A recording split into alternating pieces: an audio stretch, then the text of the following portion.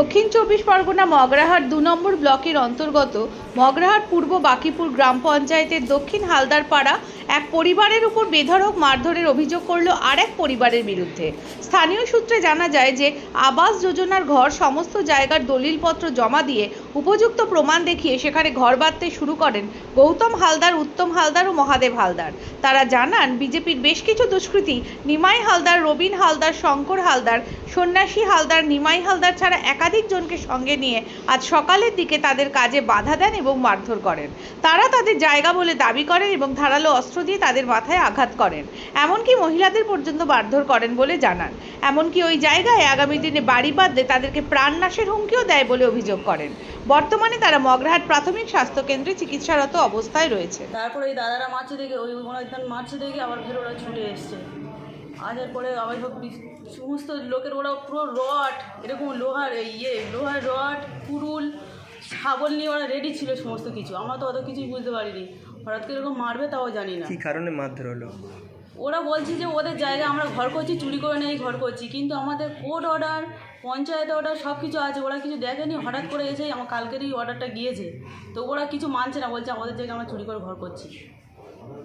ওটা জায়গাটা আপনাদের, তাই? জায়গাটা আমাদের পুরনো ঘর ভেঙে সেই ঘরটা আপনাদের কোন অঞ্চল এটা? কোন? মগরাহাট। মগরাহাট পূর্ব। মানে কোন গ্রাম? করা মনোরাজ, দক্ষিণ হালদারপাড়া। দক্ষিণ হালদারপাড়া। আপনার নাম? রূপা হালদার। সেই ঘটনাটা হয়েছে বলতে আমার দাদা ঘর করছিল, আমি কলকাতা যাবো বলে চান করছিলাম, এসে দেখি মারপিট হচ্ছে, শুনেছি, গিয়েছে দেখি আমার বাবাকে মেরে গলা টিপে মেরে দেওয়ার মেরে দেবে, বাবার জিভ বার হয়ে গেছে। আমি গিয়েছি, আমার মেরে দেওয়ার হুমকি দিয়েছে বিজেপির নেতা সব, শঙ্কর, রবিন, এরা সব বিজেপির নেতা। আমার জোর করে আমাদের জায়গা দখল করে আমাদের মেরে দেওয়ার, আমার মাথায় পুরো, আমি কথা বলতে পারছি না। আপনার নাম কি? আমার নাম উত্তম হালদার। আমি ঘর করছিলাম, প্রধানমন্ত্রী আবাস যোজনা ঘর পেয়েছিলাম। সেই ঘর করার পরে আমার পাশের শরিক মেপে আমাদের আমিন করে শিলগড়া আছে, পাশের শরিক যারা বিজেপি করে, ওরা খতরনাক লোক। ওরা এসে চড়ো হয় হঠাৎ করে। সকালে আমরা মিস্ত্রি এসছে কাজ দেখাতে গেছি, ওরা হঠাৎ করে বাড়ি থেকে রড, শাবল, কুটার সব নিয়ে এসে আমাদের ওপর চড়ো হয়। আমরা দুজন ছিলাম, আমরা দুই ভাই ছিলাম।